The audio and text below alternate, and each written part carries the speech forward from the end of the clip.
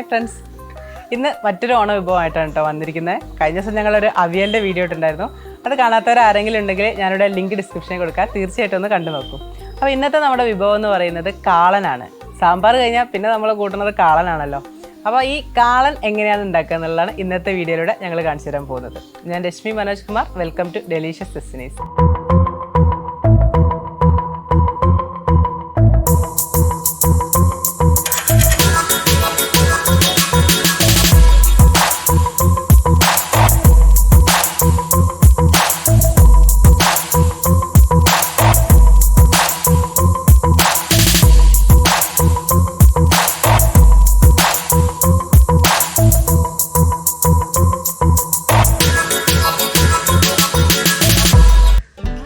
ഇപ്പോൾ നമ്മൾ കാളൻ്റെ പ്രിപ്പറേഷൻ തുടങ്ങാൻ പോകാം കേട്ടോ. അതിന് വേണ്ടിയുള്ള ഇൻഗ്രീഡിയൻസ് ഒക്കെ ഞാൻ ഇവിടെ എടുത്ത് വെച്ചിട്ടുണ്ട്.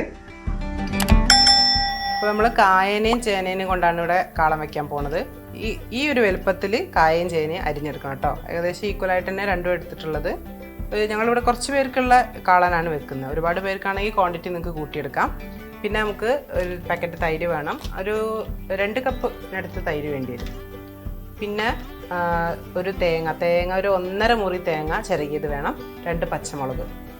ഇത്രയാണ് മെയിനായിട്ട് വേണ്ട ഇൻഗ്രീഡിയൻസ്. പിന്നെ ഉള്ളത് ഞാൻ ഓരോന്നിൻ്റെ കൂടെ ആഡ് ചെയ്യുമ്പോൾ നിങ്ങൾക്ക് പറഞ്ഞുതരാം. അപ്പോൾ ഈ ചേനയും കായ ഒന്ന് പെട്ടെന്ന് വെന്തിട്ടാൻ വേണ്ടിയിട്ട് ഞാനൊന്ന് ഒറ്റൊരു കുക്കറിലിട്ടിട്ട് ജസ്റ്റ് ഒന്ന് കൂക്കിച്ചെടുക്കുന്നുണ്ട് കേട്ടോ. അതിന് ശേഷം നമുക്കത് ചട്ടിയിലേക്ക് മാറ്റാം. എന്നിട്ട് നമുക്കത് കുറുക്കിയെടുക്കാം. അപ്പോൾ ആദ്യം തന്നെ ഇതൊന്ന് വേവിച്ചെടുക്കട്ടെ.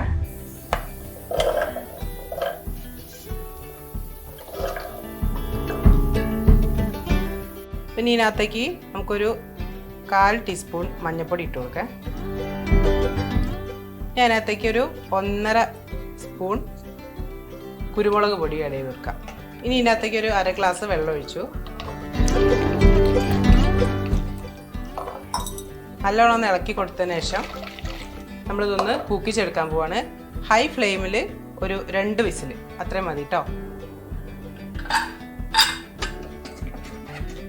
അപ്പോൾ നമ്മുടെ ചേനയും കായും വേവിക്കാൻ വെച്ചിട്ടുണ്ട് കേട്ടോ. അത് വെന്ത് വരുന്ന സമയം കൊണ്ട് നമുക്ക് ഇവിടെയുള്ള തേങ്ങ ഒന്ന് അരച്ചെടുക്കാം. അപ്പോൾ തേങ്ങ അരയ്ക്കുമ്പോൾ നമ്മൾ നല്ല കുറുക്കായിട്ടുള്ള കാളനാണ് ഉണ്ടാക്കണമെന്നുണ്ടെങ്കിൽ തേങ്ങ അരയ്ക്കുമ്പോൾ വളരെ കുറച്ച് വെള്ളം ചേർത്താൽ മതി. അതല്ല നമുക്ക് ലൂസായിട്ടുള്ള കാളനാണ്, ചോറിന് ശേഷം എടുക്കുന്ന കാളനുണ്ടല്ലോ, അതാണെങ്കിൽ നമുക്ക് കൂടുതൽ വെള്ളം ഒഴിച്ചിട്ട് വേണം അരച്ചെടുക്കാൻ വേണ്ടിയിട്ട്. പിന്നെ നമ്മൾ തേങ്ങ അരച്ചെടുക്കാൻ പോവാണേ. വലിയ തേങ്ങ ആണെങ്കിൽ 1.5 മുറി മതി കേട്ടോ. അതല്ലാന്നുണ്ടെങ്കിൽ ഒരു ഫുൾ തേങ്ങ വേണ്ടി വരും. നല്ല എരിവുള്ള പച്ചമുളകാണെങ്കിൽ 2 എണ്ണം മതി. എരിവ് കുറവാണെങ്കിൽ 1 എണ്ണം കൂടിയൊക്കെ എടുക്കാം. ഇതിനകത്തേക്ക് നമ്മൾ ഒരു ഇൻഗ്രീഡിയൻറ്റ് കൂടി ആഡ് ചെയ്യുന്നുണ്ട്. ഇത് 1 സ്പൂൺ നല്ല ജീരകം ഇതിലേക്ക് ആഡ് ചെയ്യാം. നമുക്കിത് നന്നായിട്ടൊന്ന് അരച്ചെടുക്കണം. നല്ല പേസ്റ്റ് പോലെ അരച്ചെടുക്കണം കേട്ടോ.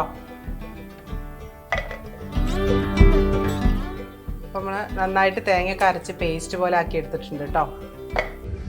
ഇനി നമുക്കവിടെ ചേനയും കായും വെന്തോന്നുള്ളത് നോക്കാം. എത്രത്തോളം വെന്തോന്നുള്ളത് നോക്കാം.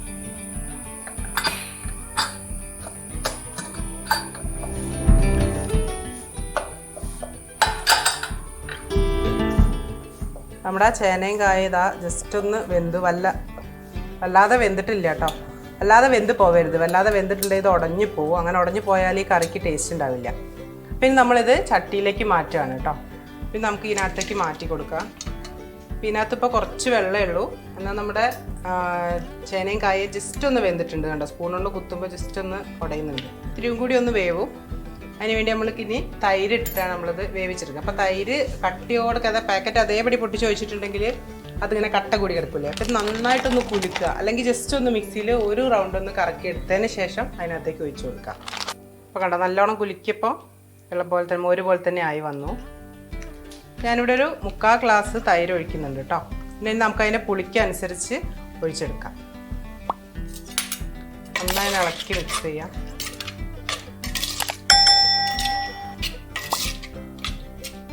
പിന്നെ കാളൻ നമ്മൾ ഉണ്ടാക്കുമ്പോൾ തലേ ദിവസം തന്നെ ഉണ്ടാക്കി വെക്കാം കേട്ടോ. അങ്ങനെയാണെങ്കിൽ പിറ്റേന്നത്തേക്ക് നമുക്കത് കുറുക്ക് കാളനായിട്ട് എടുക്കാം. അതല്ല അന്നത്തെ ദിവസം ഉണ്ടാക്കണമെന്നുണ്ടെങ്കിൽ നമ്മൾ 2ാമത്തെ ചോറിൻ്റെ കൂടെയൊക്കെ കൂട്ടുന്ന കാളുണ്ടല്ലോ, അതായിട്ട് എടുക്കാം.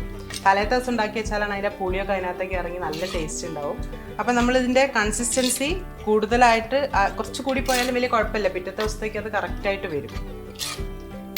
ഈ സമയത്ത് കുറച്ചും കൂടെ വെള്ളം വേണമെങ്കിൽ നമുക്ക് ആഡ് ചെയ്ത് കൊടുക്കാം. അല്ലെങ്കിൽ തേങ്ങ ഒഴിക്കുന്ന സമയത്ത് ഒരു ഇത്തിരി കൂടെ വെള്ളം ആഡ് ചെയ്ത് കൊടുത്തിട്ട് കൺസിസ്റ്റൻസി നമുക്ക് കൂട്ടിയെടുക്കുക, കുറച്ചെടുക്കുകയോ ചെയ്യാം കേട്ടോ. നമ്മളിത് വേവിക്കാൻ പോവാണ്. ഒന്നും കൂടി ഒന്ന് തിളപ്പിച്ചെടുക്കാൻ പോവാണ്. നന്നായിട്ടൊന്ന് തിളപ്പിച്ചെടുക്കണം.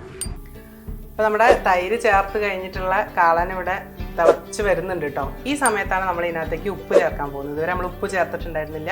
ഞാൻ ഇവിടെ കല്ലുപ്പാണ് ഉപയോഗിക്കുന്നത്. പൊടിയുപ്പ് ഉപയോഗിക്കുന്നവർക്ക് അത് വേണമെങ്കിൽ ഉപയോഗിക്കാം. പാകത്തിനുള്ള ഉപ്പിട്ട് കൊടുക്കുക. കാളനിലായതുകൊണ്ട് മോരുകറിയൊക്കെ ആയതുകൊണ്ട് ഉപ്പ് കുറച്ചൊന്ന് കൂടുതൽ വേണ്ടി വരിക. ഇനി ഇതൊന്ന് തിളച്ച് വരട്ടെ കേട്ടോ. നന്നായിട്ട് തിളക്കിന വരെ നമുക്കിതൊന്ന് അടച്ച് വയ്ക്കാം. അപ്പം നമ്മുടെ തൈര് ഒക്കെ ഇട്ട് കാളനിവിടെ തിളച്ച് വന്നിട്ടുണ്ട് കേട്ടോ.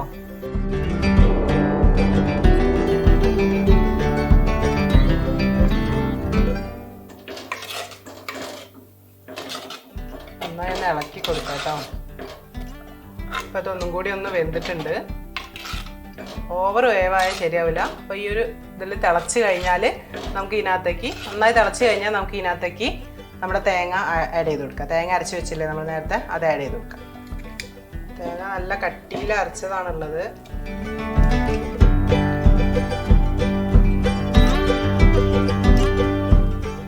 ഇതിനകത്ത് കുറച്ച് വെള്ളം കൂടെ ഒഴിച്ചിട്ട് നമ്മളിതിൻ്റെ കൺസിസ്റ്റൻസി ഒന്ന് പാകാക്കി എടുക്കണേ. അപ്പോൾ ഞാൻ തേങ്ങയൊക്കെ ഒഴിച്ചു കേട്ടോ. ഇതിലേക്ക് നന്നായിട്ടൊന്ന് ഇളക്കി കൊടുക്കാം. ഇതൊന്ന് തീ കൂട്ടി വെച്ച് തിളപ്പിച്ചെടുക്കാം. ഈ ഒരു തേങ്ങയുടെ ആ പച്ചമുളകിൻ്റെ ഒരു പച്ച ചവ മാറുന്ന വരെ മാത്രം ഒന്ന് തിളച്ചാൽ മതി. അത്രയായാൽ നമ്മളെ കാളൻ്റെ പണി കഴിഞ്ഞു.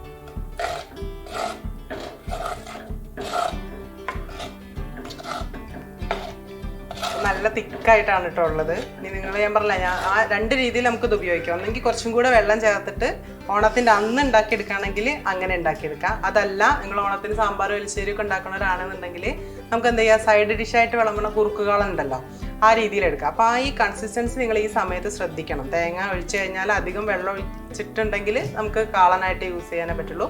അതല്ല എന്നുണ്ടെങ്കിൽ നമുക്ക് കുറുക്കുകാളനാക്കി എടുക്കാം. കുറുക്കുകാളനാക്കിയാണ് എടുക്കണമെന്നുണ്ടെങ്കിൽ തീർച്ചയായിട്ടും തലേന്ന് തന്നെ ഉണ്ടാക്കി വെക്കണം കേട്ടോ. എന്നാലേ ശരിക്കും അത് സെറ്റായി വരുള്ളൂ.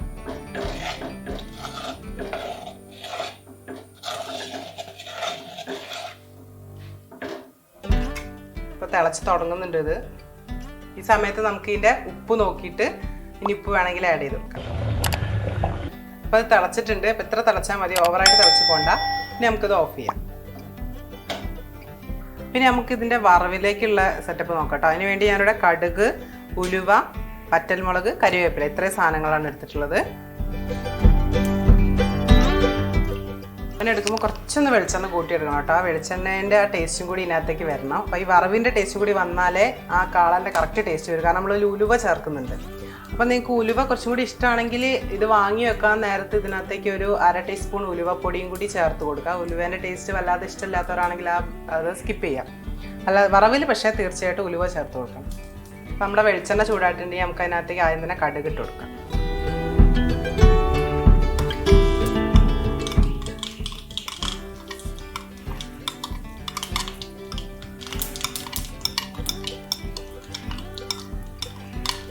കടുക് പൊട്ടി കഴിയാനാകുമ്പോൾ വറ്റൽമുളക് ഇട്ട് കൊടുക്കാം.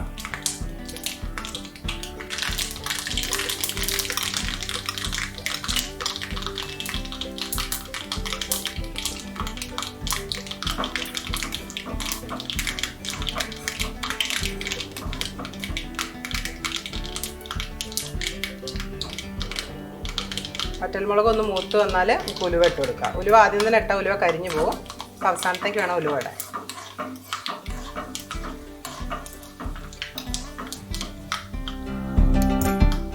ഇനി തീ ഓഫ് ചെയ്തതിന് ശേഷം കറിവേപ്പിലയും കൂടി ഇട്ടതിന് ശേഷം നമുക്കത് നമ്മുടെ കാളനിലേക്ക് വയ്ക്കും.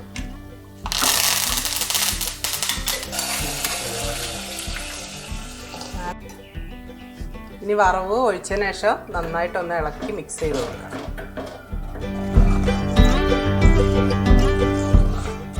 അപ്പോൾ നമ്മുടെ കാളൻ ഇവിടെ റെഡി ആയിട്ടുണ്ട്. അപ്പോൾ നിങ്ങൾ തീർച്ചയായിട്ടും ഈ ഓണത്തിന് ഈ കാളൻ ഒന്ന് ട്രൈ ചെയ്ത് നോക്കണേ.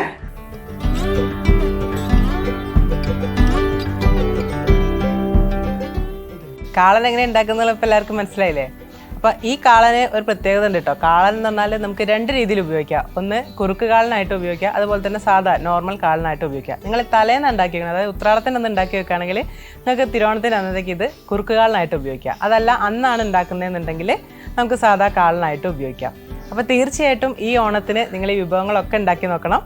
എന്നിട്ട് അഭിപ്രായങ്ങളൊക്കെ താഴെ കമൻറ്റ് ബോക്സിൽ പറയാൻ വേണം കേട്ടോ. അപ്പോൾ ഇതുപോലുള്ള നല്ല വീഡിയോസുമായി ഇനിയും ഞങ്ങൾ വരുന്നതായിരിക്കും. പിന്നെ വീഡിയോ ലൈക്ക് ചെയ്യാൻ മറക്കരുത്, ഫ്രണ്ട്സിലേക്ക് എത്തിക്കാൻ വേണ്ടി ഷെയർ ചെയ്യാൻ മറക്കരുത്.